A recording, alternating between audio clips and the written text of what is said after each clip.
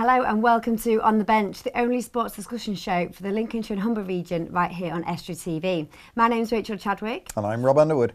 On today's show, we'll be taking a look at some of the sports stories that have been making the headlines this week and inviting our studio guests to share their views on the issues. Joining us on the bench this week, a former Olympian and current world record holder, Anthony Whiteman, and Director of the Humber Sports Partnership, Gary Wood. Welcome to you both.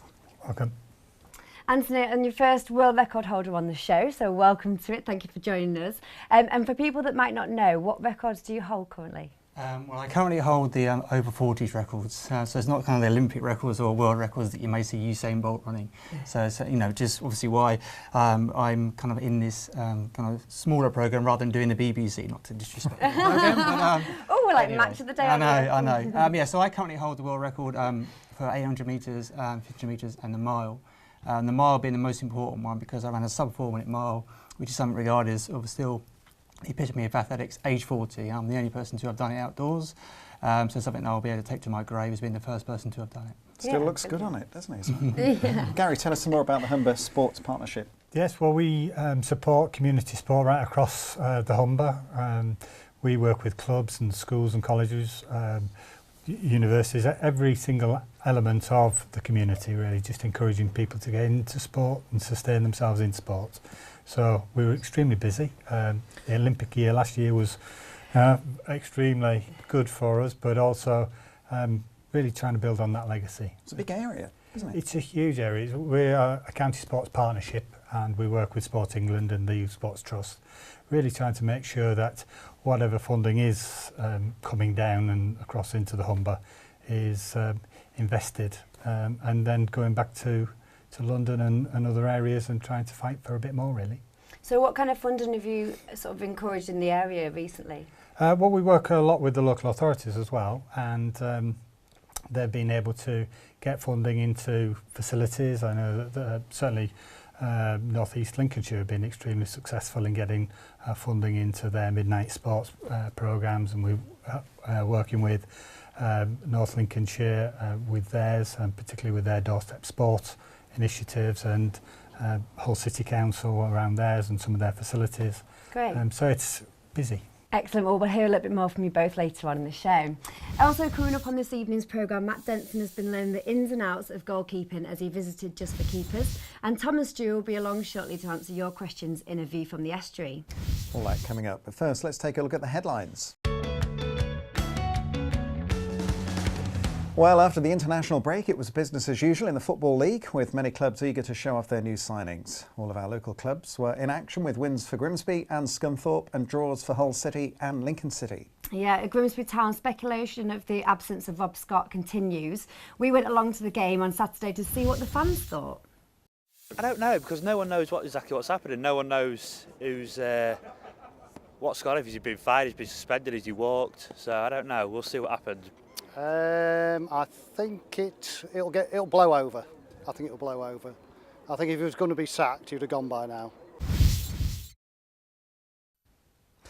But the story that's really got us debating in the On the Bench production office was the revelation that Premier League clubs missed out on an opportunity to slash ticket prices for fans after signing a whopping £3 billion television deal. In English football's top flight, revenues, spending, attendances and ticket prices are up. The same, however, cannot be said of those pressed against the railings trying to get in. Could more be done by the clubs to make football more affordable for the fans, or is making the money the top priority for clubs these days? What's your thoughts on this one, Gary? Well, I think it's extremely difficult for clubs at any level, really, to really balance their books, and certainly when you're looking at clubs such as Grimsby Town and Scunthorpe United, you know, they are working in a market, really, which is extremely difficult for them.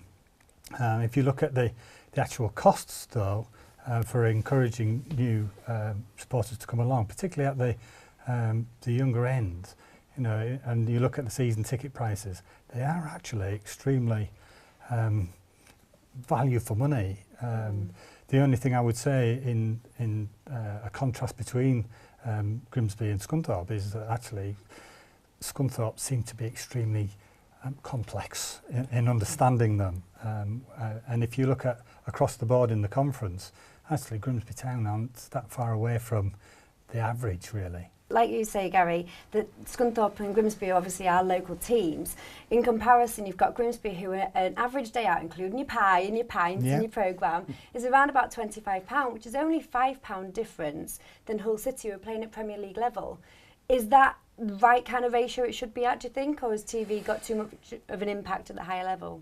Well, I think that what should have happened was that more of the £3 billion should have come down the different leagues. Well, we was actually at Blundell Park on Saturday with a few of the fans, so we're going to have a quick look at what they had to say about the ticket prices. With football ticket pricing in the news once again, I've come to Blundell Park in Cleethorpes to speak with Grimsby Town fans about their views on pricing. I think £18 is a reasonable price for a good match. Yeah, I think it's a good price, but if you want to come on a regular basis, it's quite steep really, isn't it? Especially when you've got 2 games in a week. It cost me £16 because I bought it before match day, and I think that's quite reasonable really. I've got a season ticket and I don't think they're too badly priced, but match day tickets I think they're quite expensive. They've always had a regular support of 3,000, and but surely the more people you get in the ground, the better. What do you think the cap should be for this level of football? A tenner. Tenner's good. I think it's very good for the Conference League to do it. They need to invest the money into the ground and get us out of this division, so I'd be well happy paying the £18. Well, there's a good chance you'll have your own take on that story. If you'd like to share your view with us, you can tweet us at OnTheBenchTV. We'd very much like to hear from you. Well, coming up next, Tom and Stu have been rounding up your questions, and here they are with this week's View from the Estuary. Hello and welcome to this week's View from the Estuary. I'm Tom Reed and I'm joined by Stu Cox. Tokyo were awarded the 2020 Olympics. Do you think baseball should be reinstated, with it being Japan's most popular sport? It could work or it couldn't. I mean, I know it might be a popular sport over there, but you have to look, you know, if you sort of say yes to bring it in, then other host nations of these events are going to be sort of demanding their own sport. I think you're going to get into a bit of sort of hot water with that. So I think you should just keep it fair and say, you know what, no. Is Kimi Raikkonen's move to Ferrari the right choice, with Lotus performing well this season? It could be a good move, but the question is now, who's going to be number 1 and number 2 driver? 2 top drivers at Ferrari, a great team. There's going to be battles and competition there. It's going to be a very competitive year next year for Ferrari. With Raikkonen leaving Lotus, obviously there's a seat available there. With Grosjean not on top form at the moment, that's another issue that's going to bring up, you know, who's going to fill that space. Yeah, but you look now, Massa, he needs a team. He could end up at Lotus. Should the Rugby League reintroduce relegation and promotion? I feel they should do that, yeah. Obviously other sports have rewards for being the best side, and then obviously there's implications for being the worst side, so it shouldn't be any different. I think with rugby, if you're the top team, you get rewarded with promotion. If you're not the top side, you get relegated, so then obviously you have to be better. Yeah, I think as well with this new licensing that came in a few years ago, it's kind of hindered rugby league's progression in the media world. You know, you've got the worst teams staying in the top division and the best teams in the division below staying where they are. They have to apply to be in the Super League. It's not good. It's not good for the sport. Before a ball is kicked, who are your favourites for the Champions League this season? You have to say last year's champions, Bayern Munich, Real Madrid, Barcelona, they're always there or thereabouts, and maybe the odd English team could be there or thereabouts. Yeah, Man City, they could do well this season. Pellegrini has got, you know, Champions League experience as a manager, something Mancini never had. Jose Mourinho as well, he's won the title twice with Porto and Inter Milan. Maybe he can make Chelsea win it again. That's all from us this week then. If you've got a question for us and you want our opinion, you can tweet us at AskEstuary.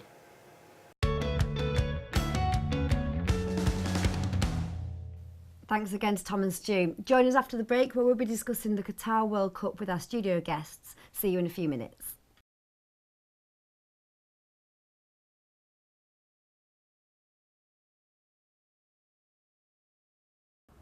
Welcome back to the show.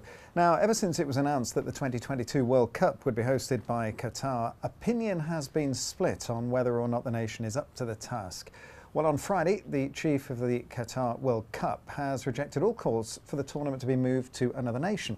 Gary, first of all, what are your feelings on this as far as whether Qatar can actually step up to the plate here and host it? Well, I'm sure that they're one of the richest nations on earth, so I'm sure that they will throw a lot of money at trying to solve the technical problems of doing it. But the question is, should they have been awarded it in the first place, and should they have been awarded the World Cup? You know, it's the biggest sporting event in the world, and there are a lot of questions about are they going to move it into the winter, should it be taken away, and that in itself causes so many problems that really the selection process is what is at fault here, not trying to I suppose solve the problems after the whole issue has actually exploded onto the scene. Indeed.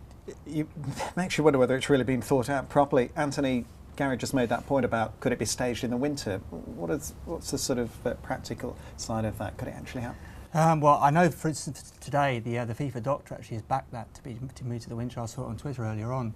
And also, I don't know if you're aware, there was a player that actually died on the pitch last week in Qatar, a former Premiership player named Benitez, actually an Ecuadorian striker. So the safety has to be taken, to the most important thing. I mean, as you've competed there, as a former performer, I mean, I sometimes feel that the athletes or the players are the last people to be taken into consideration. Where should these things take place? Well, we don't worry about what you think. We worry about how much money we'll make or how much it will promote the sport in that area. Well, the athletes want to go there, or the players want to go there and produce the best performance they can.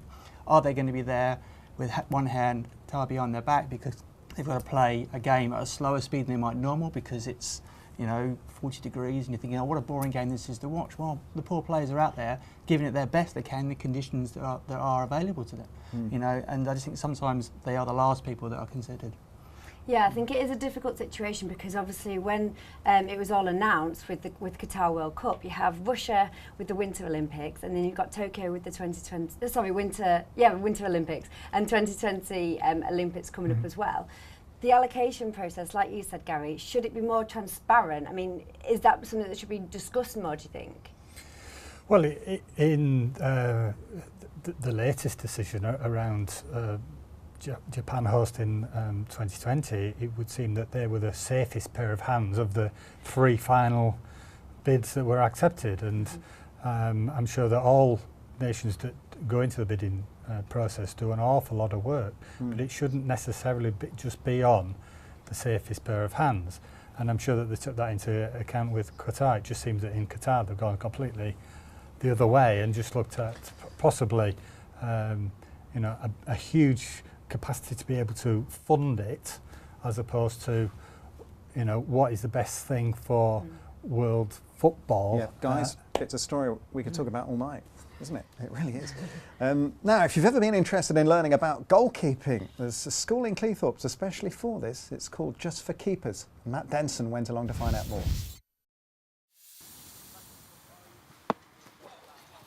So, the challenge has been set from Just for Keepers. I'm here in Cleethorpes, the lads are ready.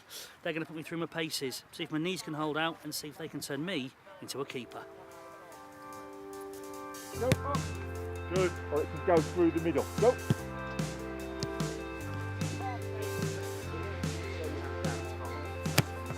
Sorry, fella. What was that? I've been coming here 6 years now, forever improving. Jim's been a great coach for us. And they sort of motivated me to stay in the game. It's a good chance now being the oldest one here to help some of the younger ones improve. Back, keep them hands up! Keep your hands up! Don't let them hands drop! Oh, great save! Good, and thanks there. I play for Cleethorpes Swift Autos under 11s. I got recommended to come here by a friend. James has really helped. Now I can move faster to dive, my diving's been better, catching, I don't slip up as much. A lot of the techniques that we teach are going against what is your natural reaction. Your natural reaction is to go back. So what I want you to do is just to keep your chin forward and stay as still as possible. Okay. Yeah. Serving. Stay still. Keep them hands forward. Keep them hands there, just where you want them. Yeah. Out in front. Good. And still. Good. Good. Yeah. It's such a technical position to play you need to know what you're doing, where your hands and where your feet are. Because one of the lads when we were talking said that also you're giving him confidence. Is that because if you taught him his positioning and how to read the game? I think a lot of that, you get, as you develop as a goalkeeper, as you know the techniques of diving, you become more confident as well. But essentially as well, I think also as well, the kids buzz off each other and they realise that they can improve. It's the greatest place around here to improve your goalkeeping and get into grassroots football. I've been taking part in a scholarship, I've got some contacts there, and James has been helping me with that. Your sessions, how many sessions do you have?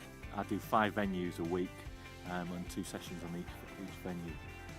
If there's one piece of advice you'd give to people, or one thing you could say to somebody who's going to improve, what would it be? Your set position, because that's your foundation. So we start with that and then we build the goalkeepers up and going up to top corner saves. So from the basics up? Yeah, that's basically it. And just have lots and lots of fun. Which I noticed tonight, everybody was enjoying it and having a good time. Yeah. And thank you very much for having us. No, pleasure. And we will see you again. Yeah. Thank good. you.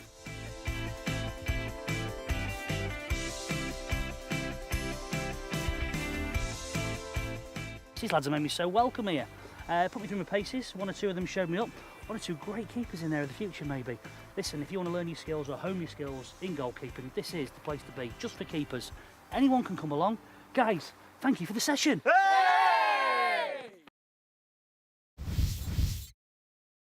That looks like a great class to be involved in. Whilst we're on the subject of football, Roberto Martinez spoke out last week on the issue of young talent in England being just as good as all other nations, but their prospects are being hampered by not being given enough of a competitive chance by the big clubs.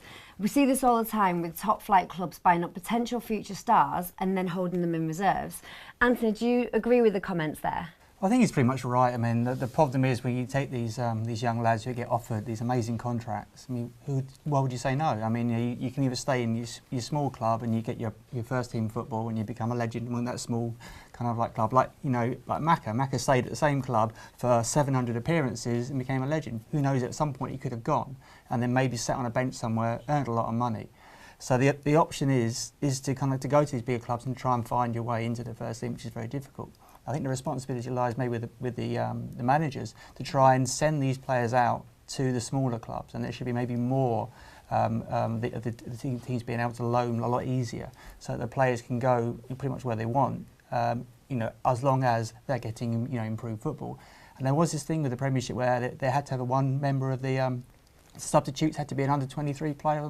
I don't even know if that still exists because it seems to have been kind of gone to the kind of back of the queue, and there isn't much focus on it, and whether those players just sit there and do nothing for the entire season, or whether they're actually getting on the pitch. Gary, is it a case of managers, the big clubs, the biggest clubs of the big clubs, buying all the sweets in the sweet shop? Absolutely. I was thinking of Scott Sinclair last season, and another player did brilliant with Swansea, went to Manchester City. We didn't see him, did we? Well, absolutely. I mean, when they buy them up, they actually stop them from going to other clubs as well, don't they? So they're actually stopping their opposition from gaining the better players. But I think actually it's a huge problem, and I would certainly like to see some kind of rationale in the Premier League where you have to have so many British players in your squad and actually in your team, because if you go to Germany, I think it's 50% in the Bundesliga. In the Premier League, it's 30% and dropping. So it's a time bomb. It's going to get worse if something isn't done about it. Another one we could talk lots about, I'm sure. Yeah, definitely. Well, that's in fact all we've got time for this week. Thanks to our studio guests, Anthony Whiteman and Gary Hood. Thanks for coming along, guys. Appreciate that. And thank you to you for watching, of course. Join us again next week, same time, same place. Bye for now.